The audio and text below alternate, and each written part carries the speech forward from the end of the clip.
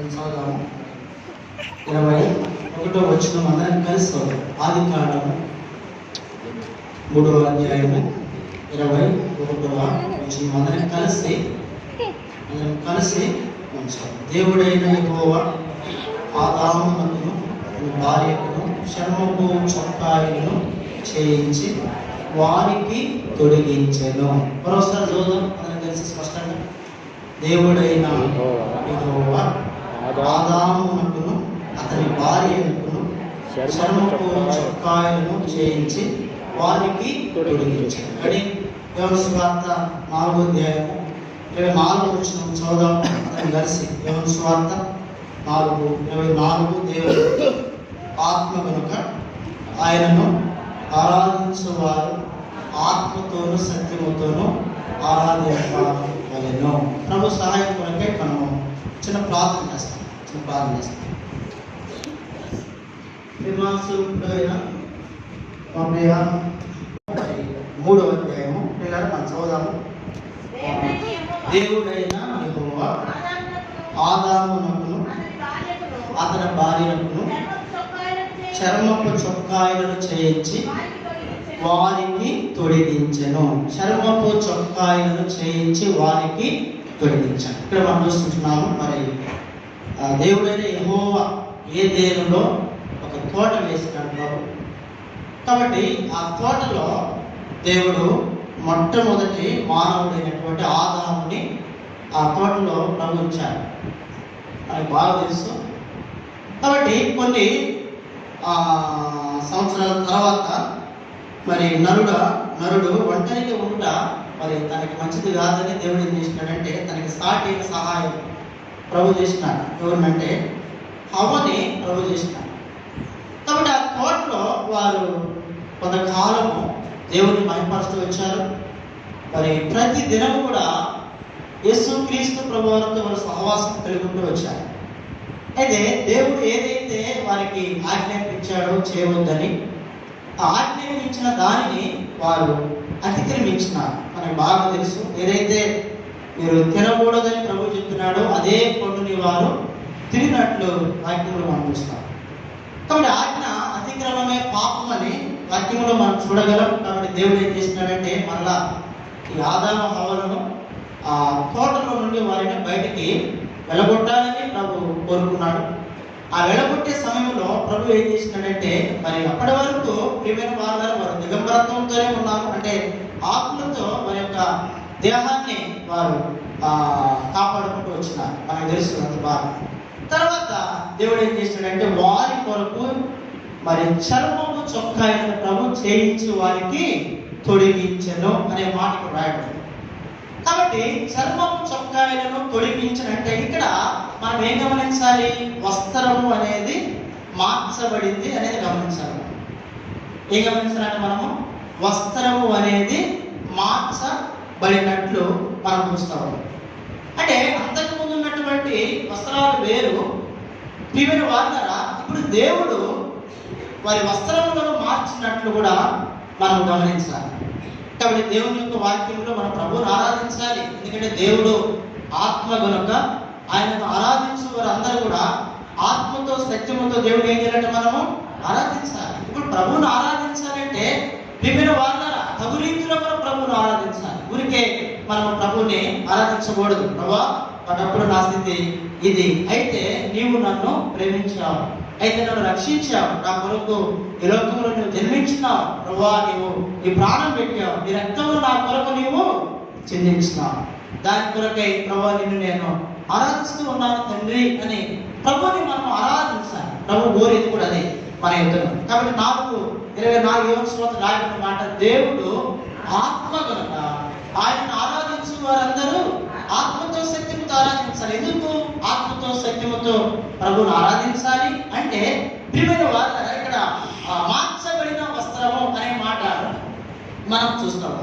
అంటే దేవుడు ఎవరెవరి జీవితాల్లో వారు ఎటువంటి వస్త్రాలు కలిగి ఉంటే దేవుడు వారి యొక్క వస్త్రాలని ప్రభు మార్చినాడు. వారి యొక్క అనుభవంలో ప్రభు బిడ్డలుగా మనము కూడా మరి ప్రభువుని స్తుతించి మనం ఏం చేయాలి? ఆరాధించాలి. ఇలాంటి మాటలు చూద్దాం. మనం ఆ కొలతలు చూద్దాం. మొదటిగా ఆయన మరి ఎవరి వస్త్రములు మార్చినాడు అనేది మనం చూస్తే రండి, ఆది కాండము 41వ అధ్యాయం. రండి, ఆది కాండం 41వ అధ్యాయము. నీవేం వాళ్ళ మరి 42వ వచనంలో, ఆది కాండం 41వ అధ్యాయము 42వ వచనాన్ని మనం మరియు ఫరో తన చేతినున్న తన ఉంగరము తీసి యోసేపు చేతిని పెట్టి సన్నపు నార బట్టలు అతనికి తొడిగించెను. ఇక్కడ ఎవరు వస్త్రము మార్చబడింది? యోసేపు యొక్క వస్త్రము అనేది మార్చబడినట్లు వాక్యములు మనం చూస్తూ ఉన్నాం. ప్రియమైన దేవుని ప్రజలను మీరు గమనించాలి. చూడండి, ఫరో తన చేతికున్నటువంటి ఉంగరమును తీసి యోసేపునకు పెట్టినాడు. రెండవదిగా అతనికి సన్నపు నార వస్త్రములు మరి ఫరో యోసేపునకు తొడిగించెను అనే మాట ఇక్కడ మనం చూస్తూ ఉన్నాం. ఇప్పుడు వాస్తవానికి ఇప్పుడు ఏ వస్త్రాలు యోసేపు ధరించిన వాడుకున్నాడు? ఇప్పుడు యోసేపు ఎటువంటి వస్త్రాలను ధరించిన వాడిగా ఉంటే తన వస్త్రములు మార్చబడ్డాయి అనేది మనం చూసినట్లయితే ఇక్కడ ఆది కాండము 37వ అధ్యాయము చదువుదాము. 28వ వచనం చదువుదాం. ఆది కాండము 37వ అధ్యాయము 28వ వచనం చదువుతున్నాము. ఆ మిద్యానీయులైన వర్తకులు ఆ మీదగా వెళుచుండగా వారు ఆ గుంటలో నుండి యోసేపును పైకి తీసి ఆ ఇష్మాయేలీలకు 20 తులముల వెండికి అతనిని అమ్మివేసిరి. వారు యోసేపును ఐగుప్తునకు తీసుకొని పోయిరి. చాలు, వారు యోసేపును తీసుకెళ్ళారంట, ఐగుప్తునకు తీసుకొని వెళ్ళి. ఐగుప్తు ఏం చెబుతుంది మనకి? చెప్పాలా? లోకం అనే పాపమును ఐగుప్తు మనకి తెలియజేస్తాం. గమనించాలి ఇక్కడ మనం. ప్రియులారా, ఇప్పుడు యోసేపు యొక్క వస్త్రాలు మార్చబడక మునుపు మనం గమనించాల్సింది ఏంటంటే యోసేపు ఎటువంటి వస్త్రాలు ధరించిన వాడుగా ఉన్నాడు ఇక్కడ? చెప్పాలా? యోసేపుని బానిసగా వారు అమ్మివేసినారు. ఐగుప్తులో ఎవరుంటారు? ఇశ్రాయేలు ప్రజలు ఎందుకు వరకు అక్కడ అమ్మివేయబడినాడు యోసేపు అంటే? ప్రియమైన వార్తరా, ఆయన ఐగుప్తు దేశంలో బానిసగా తనని అమ్మివేసినారు. ఇప్పుడు ఈయన బానిసే కానీ ఏ మాత్రము యజమానుడు అనే కాదు. మనం గమనించాలి ఇక్కడ. చూడండి, ఐగుప్తు దేశంలో బానిస వస్త్రాలతో జీవించినటువంటి యోసేపు మీద దేవుని యొక్క కటాక్షం ఉంది. మీరు గమనించాలా? దేవుని యొక్క కటాక్షము ఎవరి మీద ఉందంటే యోసేపు మీద ఉంది. కాబట్టి ఇప్పుడు యోసేపుని ప్రభు ఏం చేసినాడంటే, చూడండి, ఫరో ద్వారా ఆయనకి నార వస్త్రములను ఆయన ధరింపజేసినాడు. అప్పటి వరకు ఆయన బానిసే. ఎప్పుడైతే ఆయన వేలికు ఉంగరం పెట్టబడిందో, ఆయన వస్త్రాలు మార్చబడ్డాయో, ప్రియమైన వాళ్ళరా, యోసేపు ఇప్పుడు ఐగుప్తు దేశానికి ఎవరంట? ఆయన ఎవరైనా ప్రధానమంత్రిగా చేపట్టాడు. ఆయన అధికారికి చేపట్టాడు. ఇప్పుడు ఆయన బానిస కాదు. ఐగుప్తు దేశంలో యోసేపు బానిస కాదు. యోసేపు ఎవరంటే అధికారి, యోసేపు ఎవరంటే యజమానిగా మనం భావించాలి యోసేపుని ఇక్కడ. ఎందుకు చూడండి, ఇక్కడ యోసేపు యొక్క వస్త్రాలు ఏమిటి అంట? మార్చబడ్డాయి. ఏ వస్త్రాలు యోసేపు ఒకప్పుడు? బానిస వస్త్రాలు కాస్త పోయి ఈ బానిసత్వములో నుండి యేసుక్రీస్తు ప్రభువారు యోసేపుని విడిపించి ఆయనకి ఏ వస్త్రము ప్రభు ధరింపజేసినాడు? యెషయా గ్రంథము 61వ అధ్యాయము. నీవెన వాళ్ళ యెషయా గ్రంథము 61వ అధ్యాయము. అమ్మ 10వ చదవండి. 10వ చదవండి. చూడండి, శృంగారమైన పాగా ధరించుకుని పెండు కుమారి రీతిగాను ఆభరణములతో అలంకరించుకొనిన పెండ్లి కుమార్తె రీతిగాను ఆయన రక్షణ వస్త్రములను నాకు ధరింపజేసి ఉన్నాడు. ఏ వస్త్రాలంట? యోసేపునకు ఏ వస్త్రాలు ప్రభు తొడిగించాడు? రక్షణ వస్త్రాలు దేవుడు యోసేపునకు తొడిగించాడు. అంతకుముందు యోసేపు వస్త్రాలు ఏంటి? ఏ వస్త్రాలు? ఆయన అంతే కదా, వాటికి తనకు ఆధారం.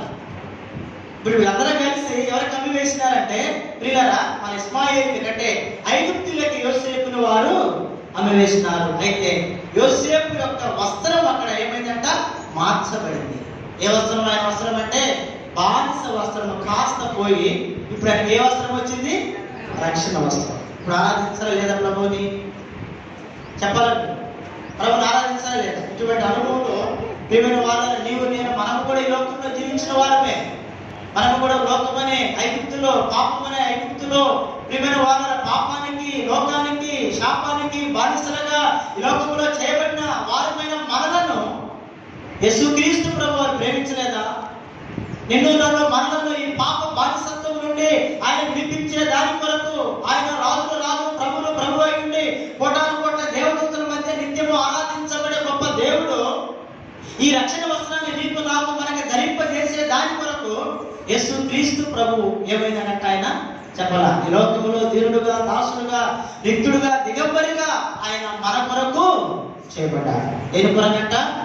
పాప బానిసత్వంలో జీవిస్తూ ఉన్నటువంటి వారమైన మనలను విమోచించి మనకి ఏ వస్త్రం ధరింపజేయడానికంట చెప్పాల, రక్షణ వస్త్రం. రక్షణ వస్త్రం.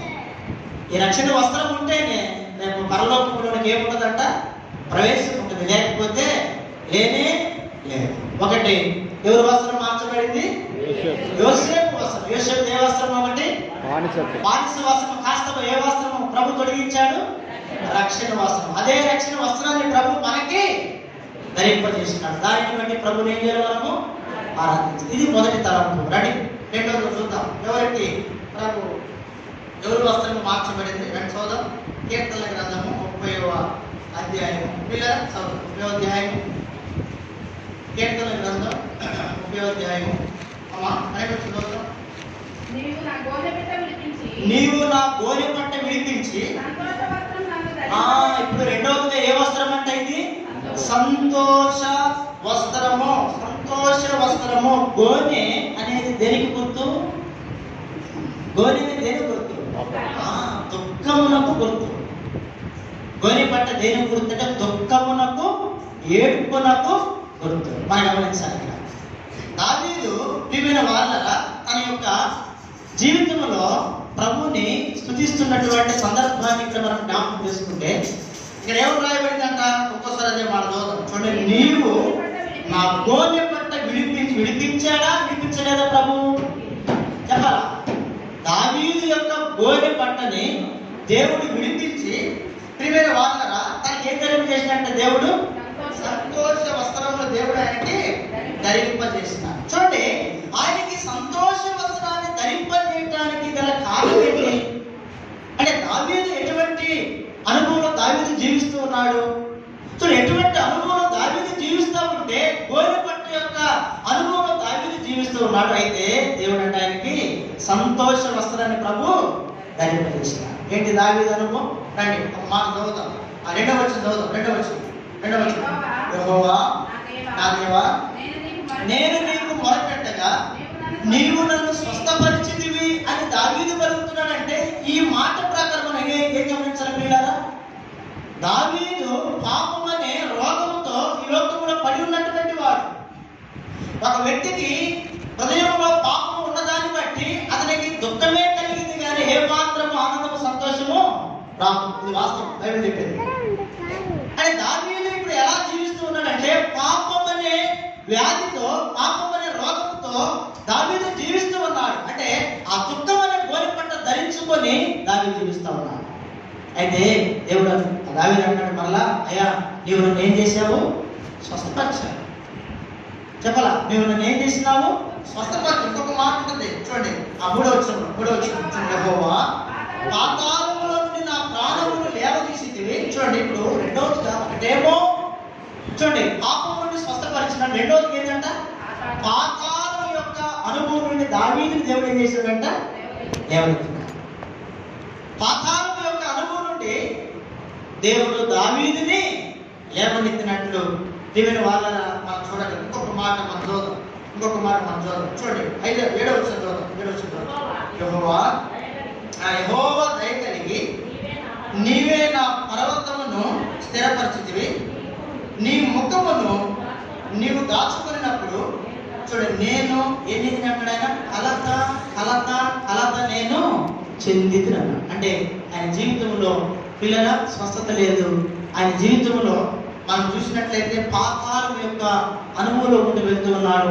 తన మనసంతా కూడా ఎలా ఉందంటే కలత చెందేదిగా ఉంటూ ఉందని దావీదు కలుగుతుంది. అంటే వీటన్నిటిని బట్టి దావీదు ఏం ధరించుకున్నాడంటే ఆయన గోనె పట్టని ధరించుకున్నాడు. ఇంకొక మాట కూడా చదువుదాం. ఇంకొక మాట 3వ వచనం ఉంటుంది. 11వ వచనం కాదమ్మా 11వ వచనం. నా ప్రాణము మౌనముగా ఉండక నిన్ను కీర్తించినట్లు చూడండి పేదంట నా అంగలార్పుని అంటే దావీదులో ఏముందంటే ప్రియమైన వారు దుఃఖము, ఏడుపు, నిట్టూర్పు మనం చూస్తూ ఉన్నాం. అయితే దేవుడు దావీదుకి ఏ వస్త్రం తొలగించాడంటే ఆయన చెప్పాలా, సంతోష వస్త్రాన్ని ప్రభు ధరింపు చేశాడు. ఈ నా జీవితంలో ఉన్నాయి ఏమని మనం ఎప్పుడు అనుకోరాదు. చూడండి పాపమనే రోగంతో పడి చెందినటువంటి మరణను యేసు క్రీస్తు ప్రభు ఏం చేసినాడు, ఆయన స్వస్థపరుచున్నాడు.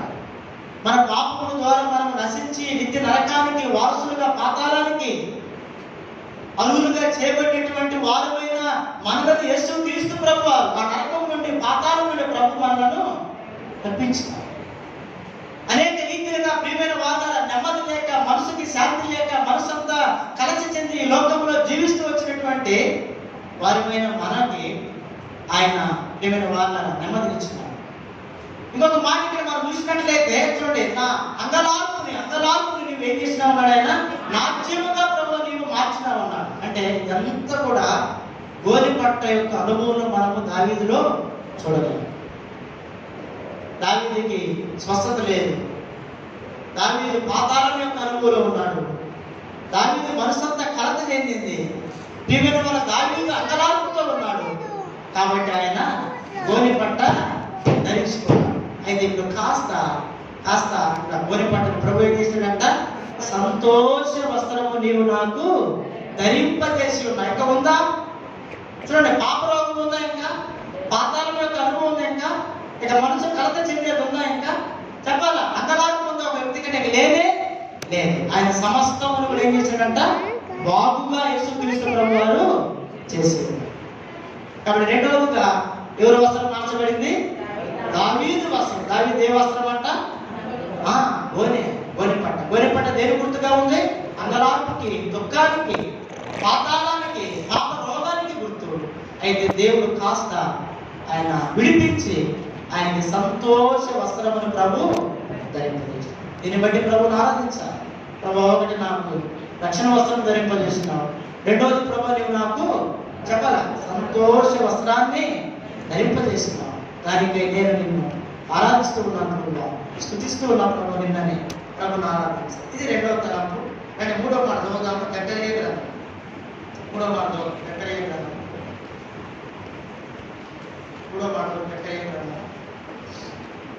3వ అధ్యాయం 3:4 యెహోషువ మలిన వస్త్రములను ధరించిన వాడే దూత సముఖములో నిలవబడి ఉండగా, దూత మీరు గమనించాలి, యెహోషువ ప్రధాన యాజకుడు. యెహోషువ ఎవరంట, ప్రధాన యాజకుడు. ఈ ప్రధాన యాజకుడు ఎక్కడ ఉన్నాడంటే యెరూషలేములో ఉన్నట్లు ఇక్కడ వాక్యం ఉంది. ఎందుకంటే ఇప్పుడు యెహోషువ మీద ఫిర్యాదు చేయడానికి ఎవరున్నారంట, సాతాను అక్కడ నిలబడు. ఇక్కడ మనం గమనించాలి, చాలా గమనించాలి. ఈ సాతాను యెహోషువ కుడి ప్రక్క నిలబడింది, దూత అదే సమయంలో అక్కడ ఉండి ఈ సాతాన్ని గద్దిస్తాం. ఏమని, సాతానా ఇప్పుడు అమ్మ చదువుతాం, మొదటి నుంచి కొన్ని వచ్చి చదువుతాం. మరియు యెహోవా దూత ఎదుట ప్రధాన యాజకుడైన యెహోషువ నిలవబడుటయు, సాతాను ఫిర్యాదు అతని కుడిపార్శ్వమున నిలవబడుటయు అతడు నాకు కనపరిచెను. సాతాను యెహోవా నిన్ను గద్దించును, యెరూషలేమును ఆయన ఏం చేసినాడంట, కోరుకొని. మీరు గమనించాలి, అంటే దేవుడేమో సాతాన్ని గద్దిస్తూ ఉన్నాడు, యెరూషలేముని ప్రభు ఏం చేస్తూ ఉన్నాడంట, కోరుకుంటున్నాడు. గమనించాలి. ఇప్పుడు యెరూషలేము అంటే ప్రియమైన వాళ్ళరా దేవుని యొక్క నివాస స్థలం. మీరు గమనించాలి, దేవుని యొక్క నివాస స్థలము అంటే పరిశుద్ధ ఆలయము. ఆ పరిశుద్ధ ఆలయంలో దేవుని యొక్క ప్రసన్నత ఉంటుంది, దేవుని యొక్క మందిరములో దేవుడు ఏమై ఉంటాడు? ఆయన కొలువు తీరు ఉంటాడు. దేవుడు గమనించాలి. దేవుని మందిరములో దేవుని ప్రసన్నత ఉంటుంది. దేవుని మందిరములో దేవుడు కొలువు తీరు ఉంటాడు. కాబట్టి ఇప్పుడు ఈ యెహోవాతో ఏమంటూ ఉందంటే, సాతాను ఇక్కడ నీకు ఏం పని? ఆయన నిన్ను గద్దిస్తూ ఉన్నాడు. ఆయన యెరూషలేమును కోరుకుంటూ ఉన్నాడంటే ఏంటి అర్థము? ఇక్కడ ఉండవలసినది ఎవరు? ఇది పరిశుద్ధ స్థలము కాబట్టి పరిశుద్ధపరచబడిన వారు మాత్రమే ఈ పరిశుద్ధ ఆలయంలో ఉండాలి. ఇది పరిశుద్ధ స్థలము. ఈ పరిశుద్ధ స్థలములో ఎవరు ఉండాలి అంటే, ఎవరు చేరి రావాలంటే పరిశుద్ధపరచబడిన వారు మాత్రమే ఈ పరిశుద్ధ ఆలయంలోనికి రావాలి. కాబట్టి ఆయన నిన్ను గద్దిస్తూ ఉన్నాడు. ఆయన యెరూషలేమును కోరుకుంటూ ఉన్నాడంటే, ప్రియమైన వాళ్ళరా, సాతాను ఏమన్నా తెలుసా? నువ్వు బాగా చదువుతున్నావు, అదిగో ఆయన చూడు లేదంట. గమనించలేదు. ఆయన చూడండి, ఆయన ఏ వస్త్రం ధరించుకున్నాడంట? మలిన వస్త్రాలు అంటే ఏంటి అర్థము? కాదు, మలిన వస్త్రాలు అంటే వాడుక భాషలో ఏముందంటే దానికి అర్థము మురికి వస్త్రాలు అర్థం. మలిన అంటే మురికి అర్థం. మలిన అంటే ఏంటంట?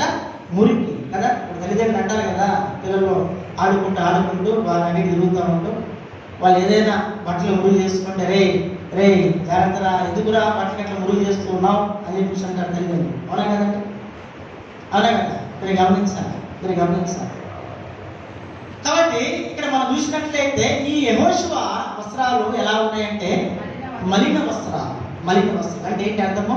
ఇదిగో నువ్వేదైనా బాగా చదువుతున్నావు, ఈ మలిన వస్త్రాలు ధరించిన వాడు పరిశుద్ధ ఆలయంలో నిలవటానికి అర్హులు కాదు కదా అని దానికి భావం అక్కడ ప్రియమైన వారు. అయితే ఆ మలిన వస్త్రాలు కాస్త ఇప్పుడు ఆ దోత ఏమంటుందంటే అక్కడ ఉన్నటువంటి వాళ్ళు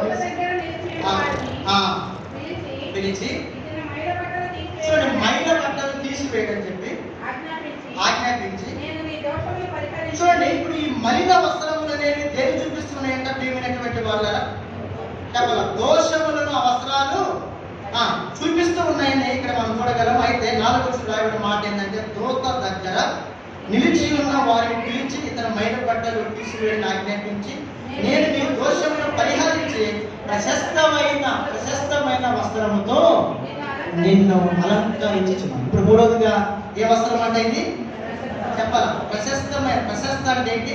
శ్రేష్టమైన అని అర్థం. ప్రశస్త అంటే ఏంటంటే అర్థము శ్రేష్టమైన అర్థం. ప్రశస్త అనగా మలినం అంటే మురికి, ప్రశస్త అంటే శ్రేష్టమైన ఏంటి చెప్పాలి. ఈ ప్రపంచంలో ఇక శ్రేష్టమైనది దానికంటే మరొకటి ఏది ఉండదు.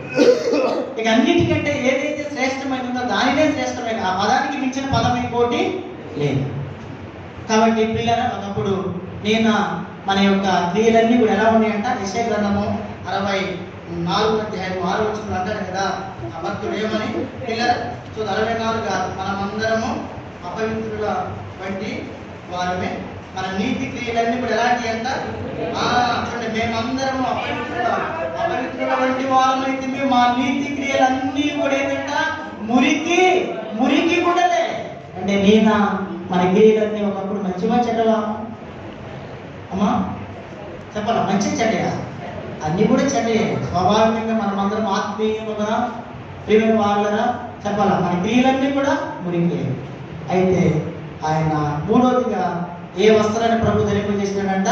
ప్రశస్త వస్త్రాన్ని ప్రభువు ధరింపజేసినాడు. ప్రశస్త వస్త్రం. కాబట్టి 3వదిగా మలిన వస్త్రం పోయింది. ఏ వస్త్రం వచ్చింది? ప్రశస్త వస్త్రం. చెప్పండి, ఒకటి ఏ వస్త్రము?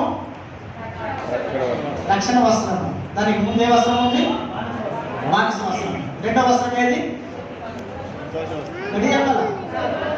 చెప్పాలి ఏదంటే సంతోష వస్త్రం. ఏ వస్త్రం పోయింది? గోనెపట్ట. సరే, గోనెపట్ట పోయింది. 3వది ఏ వస్త్రం అంట? ప్రశస్త వస్త్రం వచ్చింది. ఏ వస్త్రం పోయిందంట?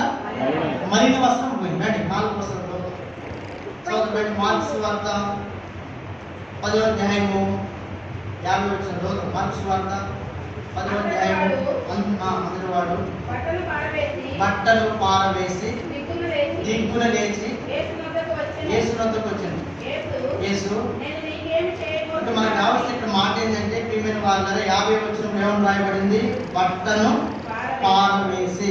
అంతటా వాడు బట్టను పారవేసి. ఇక్కడ ఇతను కూడా తన వస్త్రాన్ని మార్చుకొనున్నట్లు ఇక్కడ మనం చూడవచ్చు. ఎవరంటే అయినా తిమాయి కుమారుడైన బర్తిమయి కదా. ఎవరంటే అయినా బర్తిమయి. ఈ బర్తిమయి ఎవరంటే వృద్ధి భిక్షకుడు. మన బాగా తెలుసు. ఎరుకోలో ప్రియమైన వారు త్రోవ పక్కన కూర్చొని అడుక్కునేవాడు. ప్రియమైన వాళ్ళరా తన బట్టను పారవేసెను అనే మాట ఇక్కడ మనం చూస్తా ఉన్నాం. ఇప్పుడు ఈ బట్ట అనేది ప్రియమైన వాళ్ళరా తన యొక్క స్వభావాన్ని ఆ మాట మనకి చూపుతున్నట్లు మనం చూడవచ్చు. అయితే ఈ బట్ట కలిగినటువంటి ఏ వ్యక్తి కూడా యేసు ప్రభుని ఆరాధించలేడు, దేవుని మందిరములోనికి ప్రవేశించలేడు. మీరు గమనించండి, ఎప్పుడైతే ఆయన బట్టని పారవేసినాడో అప్పుడే యేసు ప్రభుని వ్యక్తి ఏం చేసినాడంట, వెంబడించాడు. కొంచెం ముందు చదువు. 10వ అధ్యాయము 51, 52 వచ్చింది. 51, 52. యేసు నేను నీకేమి చేయబోతున్నామని వారిని అడుగుగా ఆ గుడ్డివాడు బోధకుడా నాకు దృష్టి కలుగు చేయమని ఆయనతో అనెను. 52. అందుకు యేసు నీకు వెళ్ళుము, నీ విశ్వాసము నిన్ను స్వస్థపరిచనని చెప్పాను. వెంటనే వాడు త్రోవను ఆయన వెంట పోయాడా లేకపోతే తన ఇంటికి పోయాడా? మీరు గమనించాలా. ఆయన వెంట పోయినాడా తన ఇంటికి పోయినాడా? కాదు. యేసు క్రీస్తు ప్రభు వారు ఎక్కడికి వెళితే అక్కడికి ఈ వ్యక్తి కూడా ఆయనప్పుడే ఉంటాడు. ఇప్పుడు ప్రకటన గ్రంథంలో ఒక మాట ఉంటుంది. 7వ అధ్యాయం 13, 14 వచనాల్లో యేసు క్రీస్తు ప్రభు వారి వెంట వెళ్ళేది ఎవరు? ఆయన వెంబడించేది ఎవరు? వాక్యంలో ఏమని రాయబడింది? ఆ మాట చదవండి. ప్రకటన గ్రంథము 7వ అధ్యాయము 13, 14 వచనాలు. పెద్దలలో ఒకడు తెల్లని వస్త్రములను ధరించుకొని ఉన్న వీరెవరు? చూడండి, వీళ్ళందరూ ఎక్కడ వస్తున్నారు? వాళ్ళ వస్త్రాలు ఏంటి తెల్లగా ఉన్నాయి? అయ్యా అసలు వీళ్ళు ఎవరు ఏంటంటే, అప్పుడు అందుకు నేను అయ్యా నీకే తెలియనక మీరు గమనించాలి ప్రియమైన వాళ్ళు. ఇప్పుడు ఆయన బట్ట అంటే ఏ బట్ట? అది పాత బట్ట. ఆ పాత బట్టని పడవేటి ద్వారా ఈ వ్యక్తి యేసు క్రీస్తు ప్రభుని ఏం చేసినాడట? వెంబడించినాడు. యేసు క్రీస్తు ప్రభుని వెంబడించినటువంటి వారిని గురించి ఈ ప్రకటన గ్రంథం 7, 11, 14 ఏమో రాయబడిందంటే, చూడు వాళ్ళందరూ గొప్ప సమూహముగంట. వీళ్ళందరూ గొప్ప సమూహముగా పరలోకానికి వచ్చుట చూచి అసలు వీళ్ళందరూ ఎవరు? ఈ తెల్లని వస్త్రాలు ధరించుకుని వస్తూ ఉన్నారు, వీళ్ళందరూ ఎవరు అని చెప్పేసి వాళ్ళు ప్రియమైన వాళ్ళరా అవి అడుగుతూ ఉంటే ఆ దూత చెప్పినటువంటి మాట ఏంటంటే, వీళ్ళందరూ గొర్రె పిల్ల రక్తములో వాళ్ళ వస్త్రములను ఏం చేసుకున్నారంట చెప్పాలా? గొర్రె పిల్ల రక్తములో తన వస్త్రములను తెలుపు చెప్పాలి ఏం చేసుకున్నారంటే వీళ్ళంతా తెలుపు చేసుకున్నటువంటి వారు. ఇక తలంపు ఏంటంటే ఆ వ్యక్తి యేసు ప్రభువుని వెంబడించాడు, వీళ్ళు కూడా పరలోకానికి వస్తూ ఉన్నారు. అంటే ఎవరు ప్రభువుని వెంబడిస్తారు, ఎవరు పరలోకానికి వస్తారని ప్రియమైన వాళ్ళరా, ఎవరైతే తెల్లని వస్త్రాలు ధరించుకుంటారో వారు మాత్రమే ప్రభువుని వెంబడిస్తారు, వారు మాత్రమే పరలోకములో ఉంటారు. అయితే ఇక్కడ బర్తిమయి యొక్క వస్త్రం కూడా ఏమైంది? ఇక్కడ చెప్పాలా? ఉరికి బట్ట ఏమైపోయిందంట? తన బట్టనే పారవేశాడు, తన పాత బట్ట పారవేశాడు. ప్రియమైన వాళ్ళ ఆయన జీవించినంత కాలం కూడా ఏ వస్త్రం ధరింపు చేసుకున్నాడంట? ఆయన తెల్లని వస్త్రం. తెలుపు దేని గుర్తు? పరిశుద్ధతకి గుర్తు ప్రియమైన వాళ్ళ. అంటే ఆయన పరిశుద్ధుడు, ఆయన నివసించేది పరిశుద్ధ స్థలంలో. అయితే ఈయన కూడా ఆ తెల్లని వస్త్రం అనగా ఆ పరిశుద్ధ వస్త్రమును ధరించుకుని వాడై పరలోకములో ప్రవేశించారు. కాబట్టి 4వదిగా ఎవరి వస్త్రం మార్చబడిందంటే బర్తిమయి వస్త్రము మార్చబడింది. ఏ వస్త్రం? ఆ వస్త్రము పాత బట్ట పోయి తెల్లని వస్త్రం వచ్చింది. ఇప్పుడు 4వది ప్రభు మనకు ధరింపజేసాడు లేదా? చెప్పాలా? ఏం ధరింపజేసాడు బ్రదర్ అంటారా? లేకపోతే ఆలోచించాల్సిన అవసరం లేదు. చెప్పలేదమ్మా. ఇప్పుడు మీరు తెల్లని వస్త్రం ధరించుకున్నారా లేదా అంటున్నా నేను. ఏం మాట్లాడతలేదు. అనుమానం ఉన్నారంటే మరలా బాప్తిసం తీసుకోవాలా? ఎవరో నెహెమ్యా గారిని పిలిచి మరలా అందరూ బాప్తిసం తీసుకోవాలి. కాబట్టి 4వదిగా ప్రభు మనకి ఏం ధరింపజేసాడంట? తెల్లని వస్త్రం. అంటే మన పాత బట్ట పోయింది. 4వది ఆయన తెల్లని వస్త్రం. ఇది 4వ మాట. రెండు చివరగా 5వ వస్త్రం చూద్దాము. మరి ఎవరి వస్త్రాన్ని ప్రభు మార్చినాడు? రెండు చూద్దాం. మనకు బాగా పరిచయం లూకాసు వార్త 15వ అధ్యాయము 22వ వచనం. లూకాసు వార్త 15వ అధ్యాయం 22వ వచనం. అయితే తండ్రి తన దాసులను చూచి, సరే చూడండి, ప్రశస్త వస్త్రము త్వరగా తెచ్చి దీనికి కట్టి, చూడండి, వీని చేతికి ఉంగరము పెట్టి. సరే, మనకు కావాల్సిన మాట ఏంటంటే ప్రశస్త వస్త్రము త్వరగా తెచ్చి అనే మాట మనం చూస్తూ ఉన్నాము. కాబట్టి ఇప్పుడు యెహోషువకి ప్రశస్త వస్త్రం ధరింపజేసినాడు కాబట్టి మనము వేరే తలంపులో దీన్ని చూడగలిగినట్లయితే ప్రేమైన వాళ్ళ తప్పిపోయిన కుమారునిలో ఒకప్పుడు ఏమి లేదంటే చెప్పాలా, నీతి అనేది లేదు. మనం గమనించాలి ఒక్కొక్కటిగా. అంటే ఆయనలో నీతి లేదు. ఒకవేళ ఆయనలో నీతి ఉంటే తండ్రిని విడిచిపెట్టేవాడు కాదు, అన్నని విడిచిపెట్టేవాడు కాదు, తండ్రి యొక్క స్వాస్థ్యాన్ని కూడా ఆ వ్యక్తి ప్రియమైన వాళ్ళ ద్వారా తీసుకుని వెళ్ళేవాడు. మనం గమనించాలి, ఆ వ్యక్తిలో వాస్తవం ఏంటంటే నీతి అనేది లేదు. బైబిల్ మనకేమి సెలవిస్తూ ఉంది? రోమపత్రిక 3:11, నీతిమంతుడు లేడు, ఒక్కడను లేడు, గ్రహించువాడును ఎవడను లేడు, దేవుని వెతుకువాడును లేడు, అందరూ ఏకముగా త్రోవ తప్పి ఏమైనారంట, పనికి మాలిన వారైన వాక్యం. అంటే వాస్తవం ఏంటంటే ప్రియమైన వాళ్ళు ఈ వ్యక్తిలో ఏమి లేదంటే నీతి అనేది లేనే లేదు. పిల్లలు గమనించాలి. ఇప్పుడు నీతి లేని వాడు మారు మనసు పొంది తండ్రి వద్దకు వచ్చిన తర్వాత ఈ వ్యక్తి వస్త్రం మార్చబడింది. చూడండి, ఇప్పుడు నీతి లేని వారికి దేవుడు ఏ వస్త్రాన్ని ఆయన ధరింపజేసినాడంటే వాక్యములో ఏమని రాయబడింది? యోబు గ్రంథము చదువుదాం. యోబు గ్రంథం చివరగా 29వ అధ్యాయము, యోబు గ్రంథము 29వ అధ్యాయము. ప్రియమైన వారు పక్కన వచ్చిన ఒకసారి 29:14 చూడండి, నేను నీతిని వస్త్రముగా ఏం చేస్తున్నాడు ఆయన?